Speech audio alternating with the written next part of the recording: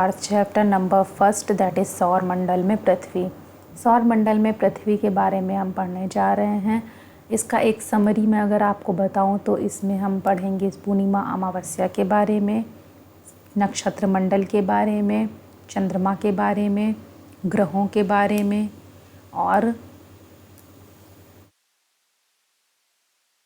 ग्रहों के बाद हम पढ़ेंगे इसमें अपने सूर्य के बारे में, तारा के बारे में, उल्का पिंड के बारे में, क्षुद्र ग्रह के बारे में, और उसके बाद कुछ क्वेश्चंस को हम लोग सॉल्व करेंगे।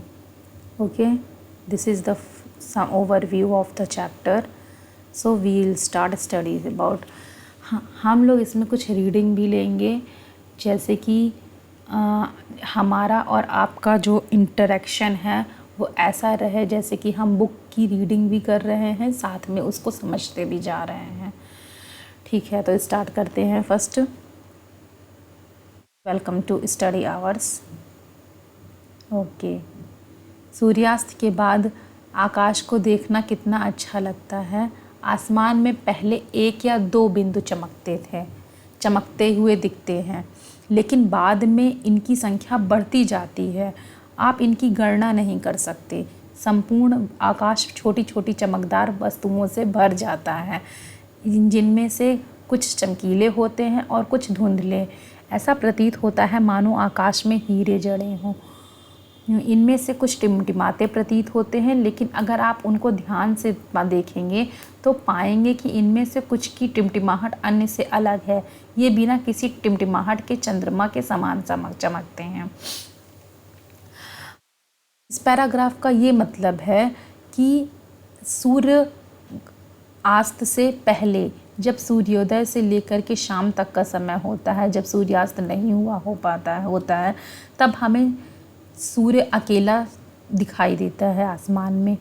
तो सूर्य की वजह से प्रकाश इतना ज़्यादा तेज होता है कि हमें और जितने भी खगोलीय पिंड हैं, सेलेस्टियल बॉडीज़ हैं हमारी, जैसे कि चंद्रमा, जैसे कि ग्रह, जैसे कि उल्का पिंड, ये सारे दिखाई नहीं देते हैं।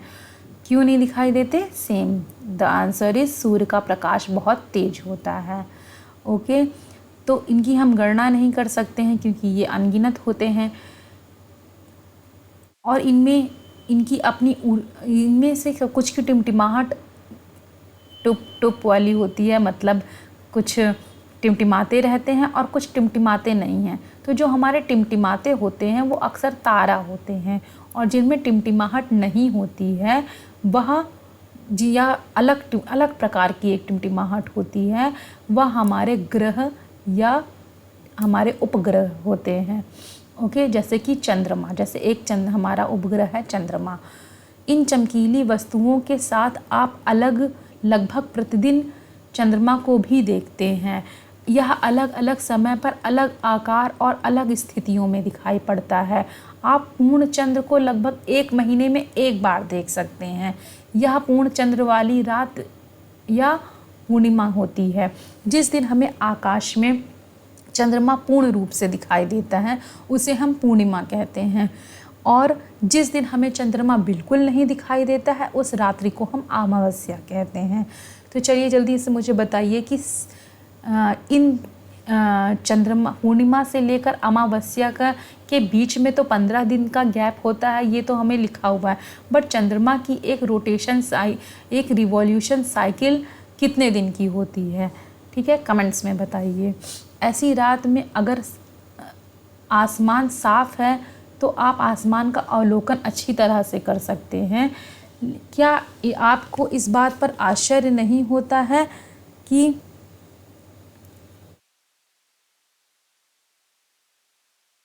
इनके समय चंद्रमा और इन सभी छोटी चमकीली वस्तुओं को क्यों नहीं देख पाते हैं?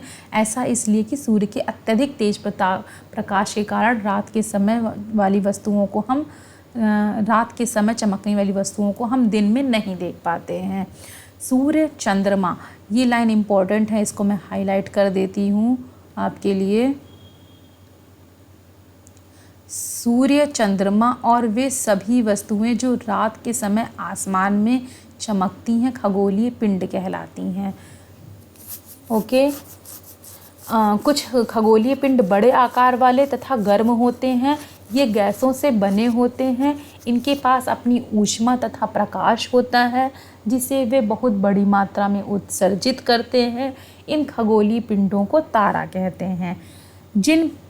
ये लाइन भी इम्पोर्टेंट है। तारा किन्हें कहते हैं? जिन खगोलीय पिंडों का अपना ऊष्मा और प्रकाश होता है उसे हम तारा, उन खगोलीय पिंडों को तारा कहते हैं। जैसे कि सूर्य भी एक तारा है। ओके, रात के समय चमकते हुए अनगिनत तारे सूर्य के समान ही हैं, लेकिन हमसे बहुत अधिक दूर होने के कारण हम लोग उनकी ऊष्मा या प्रकाश को महसूस नहीं करते हैं तथा वे अत्यंत छोटी दिखाई पड़ते हैं।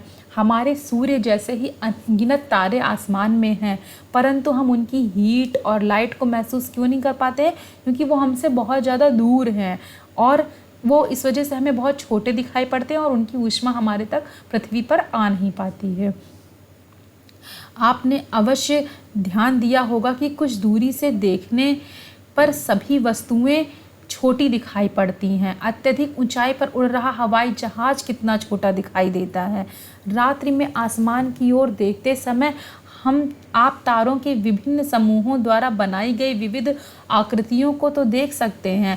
ये क्या कहलाते हैं? नक्षत्र मंडल कहलाते हैं। विभिन्न आकृतियाँ, जैसे कि ये बच्ची देखिए ध्रुव तारा को कितने ध्यान से देख रही है, परंतु इधर देखिए आप, जहाँ मैं इस को हाईलाइट कर रही हूँ, ये हमारा सप्तऋषि है। सप्तऋषि ये 7 ऋषियों का एक समूह होता है जिसे हम नक्षत्र मंडल कहते हैं। ठीक है, और ये जहाँ भी रहेंगे समूह में रहेंगे।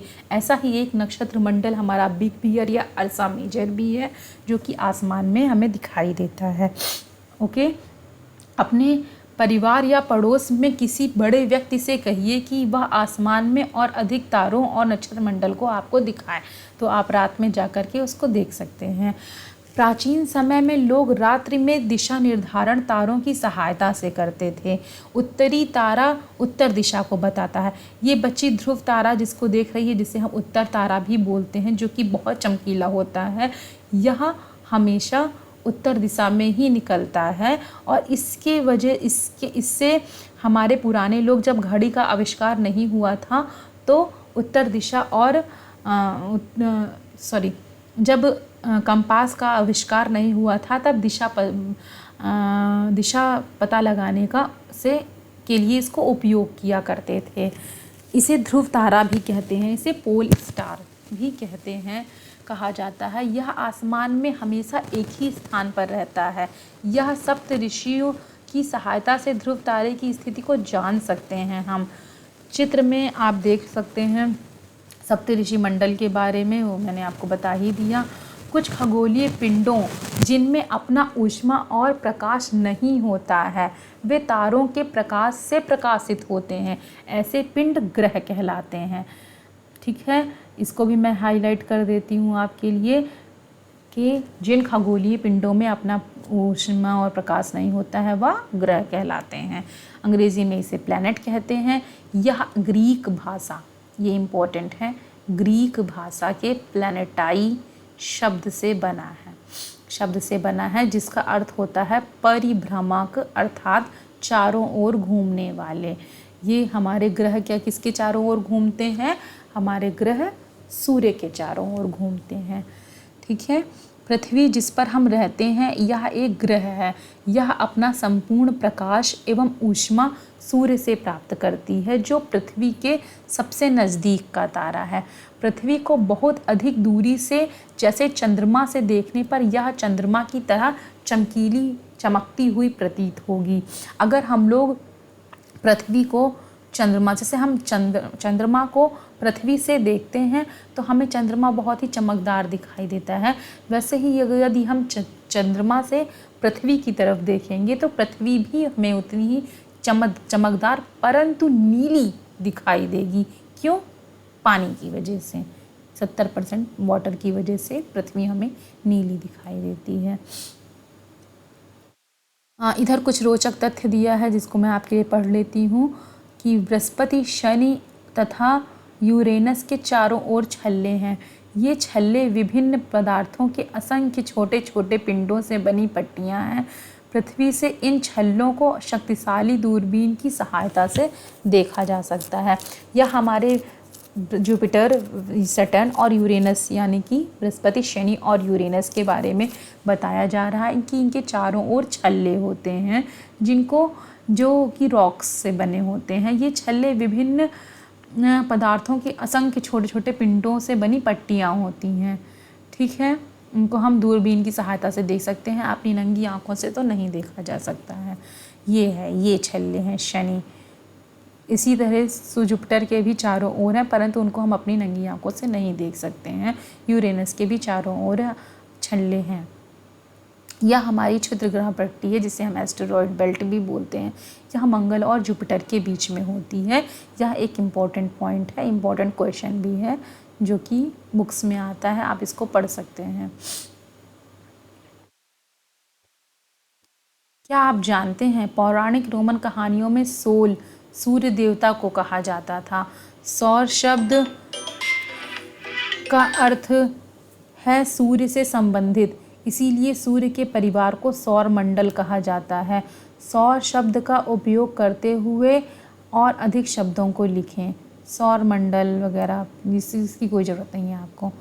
आसमान में दिखने वाला चंद्रमा एक उपग्रह है। यह हमारी पृथ्वी का सहचर है इसके चारों ओर चक्कर लगाता है। हमारी पृथ्वी के समान 7 अन्य ग्रह हैं जो सूर्य से प्रकाश और ऊष्मा प्राप्त करते हैं। उनमें से कुछ के पास अपने चंद्रमा भी हैं। जैसे कि हमारा सूर्य है, वैसे ही हमारे और भी चंद्रमा एक उपग्रह है। वैसे हमारी पृथ्वी के चारों ओर चक्कर लगाता है। वैसे ही पृथ्वी के अलावा हमारे जो अन्य ग्रह हैं उनके पास भी अपने उपग्रह हैं। और इस टाइम पे मुझे ये बताइए कि सबसे ज़्यादा उपग्रह किस ग्रह के पास हैं। सौरमंडल, सूर्य, 8 ग्रह, उपग्रह और कुछ अन्य खगोलीय पिंड जैसे क्षुद्र ग्रह एवं उल्का पिंड मिलकर सौरमंडल का निर्माण करते हैं। उसे हम सौर परिवार का नाम देते हैं जिसका मुखिया सूर्य है। ठीक है, सौरमंडल क्या होता है इसको भी हम हाईलाइट कर देते हैं आपके लिए। सूर्य, 8 ग्रह, उपग्रह और कुछ अन्य खगोलीय पिंड जैसे क्षुद्र ग्रह, उल्का पिंड, ये सारे सौरमंडल बनाते हैं। एक एक करके इनको हम पढ़ते हैं। शब्दों की उत्पत्ति देख लेते हैं। ज्योग्राफी, जियोलॉजी, जियोमेट्री और जियोइड्स। ठीक है, ऐसे बहुत से शब्द जिनका उपयोग हम एक भाषा में करते हैं, अक्सर वे दूसरी भाषाओं के लिए शब्द हो सकते हैं। उदाहरण के लिए ज्योग्राफी एक अंग्रेजी शब्द है। यह ग्रीक भाषा से लिया गया शब्द है जिसका अर्थ है पृथ्वी का विवरण। यह 2 ग्रीक शब्दों से मिलकर बना है जिनमें GE शब्द का अर्थ है पृथ्वी और ग्राफिया शब्द का अर्थ है लिखना। आइए पृथ्वी के संबंध में और अधिक जानें। जियोलॉजी मीन्स पृथ्वी का अध्ययन, जियोमेट्री पृथ्वी का मापन, जियोइड मतलब पृथ्वी के आकार के अनुरूप। अब हम पढ़ते हैं सूर्य के बारे में। सूर्य सौरमंडल के केंद्र में स्थित है। सौरमंडल के केंद्र में कौन स्थित है? तो सूर्य सौरमंडल के केंद्र में स्थित है। यह बहुत बड़ा है और अत्यधिक गर्म गैसों से बना है। इसका खिंचाव बल इससे सौरमंडल को बांधे रखता है। खिंचाव बल मतलब ए टाइप ऑफ ग्रेविटी इसको जो है सौरमंडल से बांधे रखता है। सूर्य सौरमंडल के लिए प्रकाश और ऊष्मा का एकमात्र स्रोत है, लेकिन हम इसकी अत्यधिक तेज ऊष्मा को महसूस नहीं करते हैं क्योंकि सबसे नज़दीक का तारा होने के बावजूद यह हमसे बहुत दूर है। सूर्य पृथ्वी से लगभग कितनी दूर है? 15 करोड़ किलोमीटर दूर है। ठीक है, बहुत नॉर्मल सी चीज़ें हैं। हमारे सौरमंडल में 8 ग्रह हैं। सूर्य से पृथ्वी के अनुसार इसकी आप याद कर लीजिएगा क्रोनोलॉजी कि पहले बुध, फिर शुक्र, पृथ्वी, मंगल, बृहस्पति, शनि, यूरेनस एंड नेपच्यून। शनि इसको हम इंग्लिश में बोलते हैं Mercury, Venus, Earth, Mars, Jupiter, Saturn, Uranus and Neptune. इसके लिए एक ट्रिक भी दी गई है। सूर्य से उनकी दूरी के अनुसार अंग्रेजी के ग्रहों के नाम कैसे रखना आसान तरीका दिया गया है। My very efficient mother just served us nuts, मतलब मेरी बहुत ही प्रभावशाली माँ ने हमें अभी नट्स सर्व किया। बट उससे हमें हिंदी याद करने का कोई मतलब नहीं है। इसके हमें फर्स्ट लेटर को याद करना है, MEMJSUN। ओके, छोटी सी चीज़ है, सब याद कर लेते हैं। सौर मंडल के सभी 8 ग्रह एक निश्चित पथ पर सूर्य का चक्कर लगाते हैं। ये रास्ते दीर्घवृत्ताकार में फैले हुए हैं। अब ये भी एक क्वेश्चन बन सकता है कि सौर मंडल में जो इनकी कक्षा का आकार कैसा होता है जिसमें हमारे ग्रह चक्कर लगाते हैं, यह दीर्घवृत्ताकार होता है। इसे हम कक्षा बोलते हैं। ठीक है। बुध सूर्य के सबसे नज़दीक है। बुध सूर्य के सबसे नज़दीक है। अपनी कक्षा में सूर्य के चारों ओर एक चक्कर लगाने से इसे केवल 88 दिन लगते हैं। यह भी एक फैक्ट है, इसको भी आपको याद रखना है। UPPCS जैसे एग्ज़ाम में ये पूछा जा सकता है। शुक्र को पृथ्वी का जुड़वा ग्रह माना जाता है। यह भी एक इम्पॉर्टेंट लाइन है कि शुक्र को पृथ्वी का जुड़वा ग्रह किसको माना जाता है? शुक्र को माना जाता है, क्योंकि इसका आकार और आकृति लगभग पृथ्वी के ही समान है। अभी तक प्लूटो भी एक ग्रह माना जाता था, परंतु अंतर्राष्ट्रीय खगोलीय संगठन ने अपनी बैठक अगस्त 2006, ये भी फैक्ट है, इसको भी डेट आपको याद रखनी है, क्योंकि मैं एक टेस्ट सीरीज़ लगा रही थी बहुत पहले, तो मुझे याद है कि इसमें 2006 की जगह 2008 दिया हुआ था। तो ये एक इम्पॉर्टेंट पॉइंट है, आप याद रखिएगा। में निर्णय लिया गया कि कुछ समय पहले खोजे गए अन्य खगोलीय पिंड 2003 UB, सिरस और प्लूटो, ये सब बौने ग्रह कहलाते हैं, ड्वार्फ प्लैनेट कहलाते हैं। तो हमारा प्लूटो जो कि अगस्त 2006 से पहले एक ग्रह की स्थिति में था, अब वह एक बौने ग्रह की स्थिति में माना जाता है। हमारी बहुत सारी जो ग्रह की डेफिनेशंस हैं 3, उसको ये फॉलो नहीं करता है।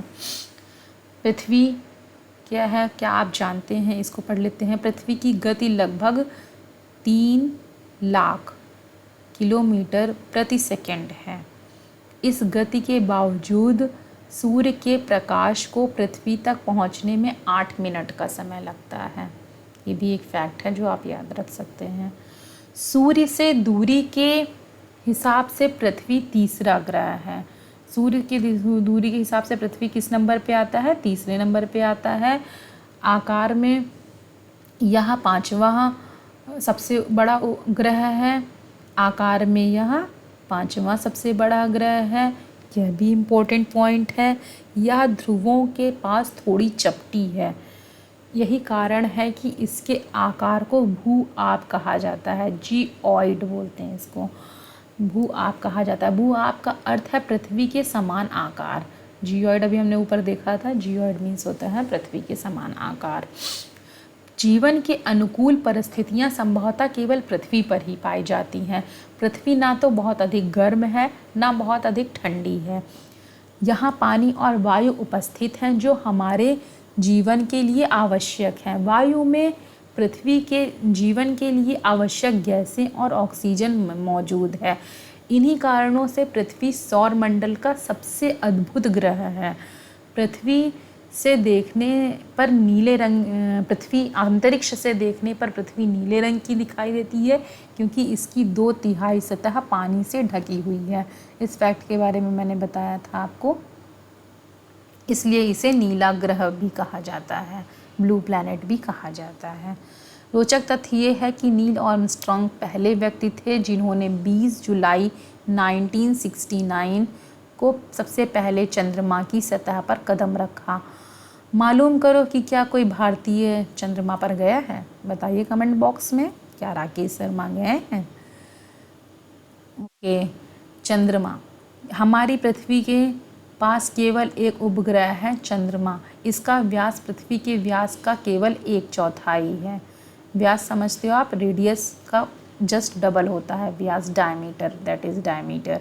यहाँ से लेकर के यहाँ तक की जो मतलब थोड़ा और नीचे आ जाइए सेंटर पे, यहाँ से लेकर के यहाँ तक की जो माप होगा वो चंद्रमा का व्यास कहलाएगा। यह पृथ्वी के व्यास का 1/4 है। यह इतना बड़ा इसलिए प्रतीत होता है क्योंकि यह हमारे ग्रह से अन्य खगोलीय पिंडों की अपेक्षा नज़दीक है। यह हमसे लगभग 3,84,400 किलोमीटर दूर है। चंद्रमा पृथ्वी से कितनी दूर है? 3,84,400 किलोमीटर दूर है। अब आप पृथ्वी से सूर्य और चंद्रमा की दूरियों की तुलना कर सकते हैं। रॉकेट का प्रक्षेपण यहाँ दिखाया जा रहा है, रॉकेट का पृथ्वी पर गिरना, उपग्रह की कक्षा में प्रवेश होना। उपग्रह क्या है?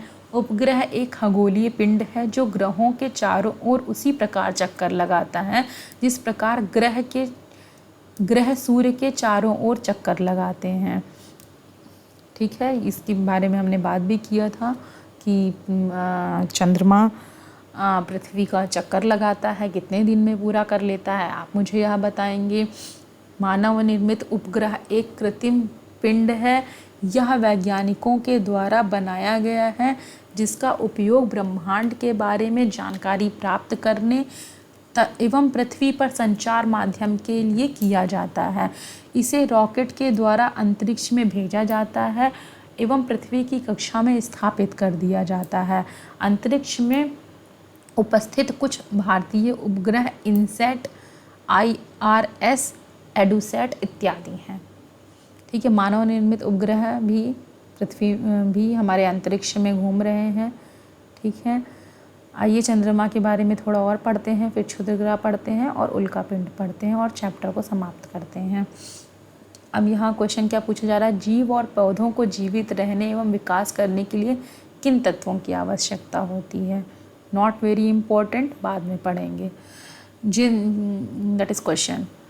चंद्रमा पृथ्वी का एक चक्कर लगभग 27 दिन में पूरा कर लेता है। तो आंसर हमें मिल गया है कि चंद्रमा पृथ्वी का एक चक्कर कितने दिन में? 27 दिन में पूरा करता है। लगभग इतने ही समय में यह अपने अक्ष पर एक चक्कर भी पूरा करता है। जैसे कि पृथ्वी हमारी रोटेट भी करती है और रिवॉल्व भी करती है, घूर्णन गति भी करती है और परिक्रमण गति भी करती है। घूर्णन वह अपने परिक्रमण वह सूर्य के चारों ओर करती है। वैसे ही चंद्रमा भी हमारी गतियाँ करता है, अक्ष पर घूर्णन गति करता है अपने और पृथ्वी के चारों ओर परिक्रमण गति करता है। पृथ्वी की एक गति और होती है जिसे हम स्पिन कहते हैं, जो कि लट्टू के आकार में डंबल के आकार में वह हल्की फुल्की घूमती है, पर वह गति इतनी ज़्यादा धीमी होती है कि हम उसको कंसिडर नहीं करते हैं। ठीक है, इसके परिणाम स्वरूप पृथ्वी से हमें चंद्रमा का केवल एक ही भाग दिखाई देता है। हम पृथ्वी के चंद्रमा का केवल एक ही भाग देख सकते हैं, उसके पीछे वाला पार्ट जो है वो हमें कभी भी दिखाई नहीं देगा। ठीक है, चंद्रमा की परिस्थितियाँ जीवन के लिए अनुकूल नहीं हैं। इसकी सतह पर पर्वत, मैदान और गड्ढे हैं जो चंद्रमा की सतह पर छाया बनाते हैं। पूर्णिमा के दिन चंद्रमा पर इनकी छाया को देखा जा सकता है। जैसे कि अभी चंद्रयान 3 भेजा गया, तो चंद्रयान 2 जब भेजा जा रहा था तो वो फेल क्यों हो गया? क्योंकि वो बड़े बड़े गड्ढों से टकराने से पहले ही वो एटमॉस्फेयर में कहीं कुछ उसमें डिस्क्रिपेंसी आ गई थी कैलकुलेशंस में, दैट इज़ वाई वो टूट गया था। वैसे ही जब हमारे साइंटिस्ट कोई भी यान को चंद्रमा तक पहुंचाने की कोशिश करते हैं तो सबसे पहले यह कंसीडर करते हैं कि कहीं गड्ढों में टकरा ना जाए या गड्ढों में कहीं हमारा सैटेलाइट टकरा करके वो अस्त व्यस्त ना हो जाए। इसलिए क्योंकि वहाँ पर चंद्रमा पर बहुत बड़े बड़े गड्ढे हैं, मैदान हैं, पर्वत भी हैं, बट गड्ढे बहुत ज़्यादा प्रॉब्लम क्रिएट करते हैं किसी भी हमारे सैटेलाइट को वहाँ तक पहुँचने के लिए। ओके, तो ये एक फैक्ट है कि वहाँ पर क्या क्या पाया जाता है, पर्वत पाया जाता है, मैदान पाए जाते हैं और गड्ढे पाए जाते हैं। क्षुद्र ग्रह क्या होता है? तारों, ग्रहों और उपग्रहों के अतिरिक्त असंख्य छोटे पिंड भी सूर्य के चारों ओर चक्कर लगाते हैं। इन पिंडों को क्षुद्र ग्रह कहलाते हैं। क्षुद्र ग्रह क्या होता है हमारा? ये देख सकते हैं आप, ये है क्षुद्र ग्रह, क्षुद्र ग्रह की पटरी, जिसे हम एस्टेरॉयड या एस्टेरॉयड बेल्ट भी बोलते हैं। ठीक है, ये मंगल एवं पृथ्वी की कक्षाओं के बीच पाए जाते हैं। वैज्ञानिकों के अनुसार क्षुद्र ग्रह के ही भाग होते हैं जो कि बहुत वर्ष पहले विस्फोट के बाद ग्रहों से टूटकर अलग हो गए थे। के बाद हम पढ़ते हैं उल्कापिंड के बारे में। उल्कापिंड क्या होते हैं? सूर्य के चारों ओर चक्कर लगाने वाले पत्थरों के छोटे छोटे टुकड़ों को उल्कापिंड कहते हैं। सूर्य के चारों ओर यह उल्कापिंड जो होते हैं, मेटेओरॉइड्स जिन्हें हम बोलते हैं, यह क्या होते हैं? ये सूर्य के चारों ओर चक्कर लगाते हैं। ठीक है, यह एक इम्पॉर्टेंट फैक्ट है कि ध्यान रखिए कि किसके चारों ओर चक्कर लगाते हैं? तो सूर्य के चारों ओर चक्कर लगाते हैं। लगाने वाले पत्थरों को छोटे छोटे टुकड़ों में को उल्कापिंड कहते हैं। कभी कभी ये उल्कापिंड पृथ्वी के इतने नज़दीक आ जाते हैं कि इनकी प्रवृत्ति पृथ्वी पर गिरने की होती है। इस प्रक्रिया के दौरान वायु के साथ घर्षण होने के कारण ये गर्म होकर जल जाते हैं, परंतु फलस्वरूप चमकदार प्रकाश उत्पन्न होता है। कभी कभी कोई उल्का पूरी तरह जले बिना पृथ्वी पर गिरता है, जिससे धरातल पर गड्ढे बन जाते हैं। ठीक है, इसकी 3 स्टेजेस होती हैं। एक मेटेओरॉइड होता है, एक मेटेओर्स होता है और एक मेटेओराइट होता है। ठीक है, क्या आपने तारों वाले खुले आकाश में एक ओर से दूसरी ओर तक फैली चौड़ी सफ़ेद पट्टी की तरह एक चमकदार रास्ते को देखा है? यह लाखों तारों का समूह है। यह पट्टी आकाशगंगा कहलाती है और हमारी आकाशगंगा का क्या नाम है? मिल्की वे। हमारा सौरमंडल इस आकाशगंगा का एक भाग है। प्राचीन भारत में इसकी कल्पना आकाश में प्रकाश की एक बहती नदी से की गई थी। इस प्रकार इसका नाम आकाशगंगा पड़ा था। आकाशगंगा करोड़ों तारों, बादलों और गैसों की एक प्रणाली है। इस प्रकार की लाखों आकाशगंगाएं मिलकर ब्रह्मांड का निर्माण करती हैं। ब्रह्मांड की विशालता की कल्पना करना अत्यंत कठिन है। वैज्ञानिक अभी भी इसके बारे में अधिक से अधिक जानकारी एकत्र करने में जुटे हैं। इसके आकार के संबंध में हमें कोई जानकारी नहीं है, लेकिन फिर भी यह हम जानते हैं कि हम सभी ब्रह्मांड का हिस्सा हैं। ठीक है, तो हमारी आकाशगंगा का क्या नाम है? मिल्की वे। ये अभ्यास करते हैं। किस ग्रह को पृथ्वी के जुड़वा ग्रह के रूप में जाना जाता है? शुक्र ग्रह को पृथ्वी के जुड़वा ग्रह के रूप में जाना जाता है। सूर्य से तीसरा सबसे नज़दीक ग्रह कौन सा है? हमारी पृथ्वी सूर्य से सबसे नज़दीक का ग्रह है। सभी ग्रह सूर्य के चारों ओर किस प्रकार के पथ पर चक्कर लगाते हैं? तो दीर्घवृत्ताकार में चक्कर लगाते हैं। ध्रुव तारे से किस एक मिनट, इसको मैं ज़रा डिलीट कर देती हूँ। ध्रुव तारे से किस दिशा का ज्ञान होता है? तो ध्रुव तारे से उत्तर दिशा का ज्ञान होता है। क्षुद्र ग्रह किन कक्षाओं के बीच में पाए जाते हैं? तो क्षुद्र ग्रह हमारे मंगल और बृहस्पति के बीच में पाए जाते हैं। तो यहीं पर हम अपने सेशन को एंड करते हैं। Thank you very much. Please like, subscribe and comment below. Thank you very much.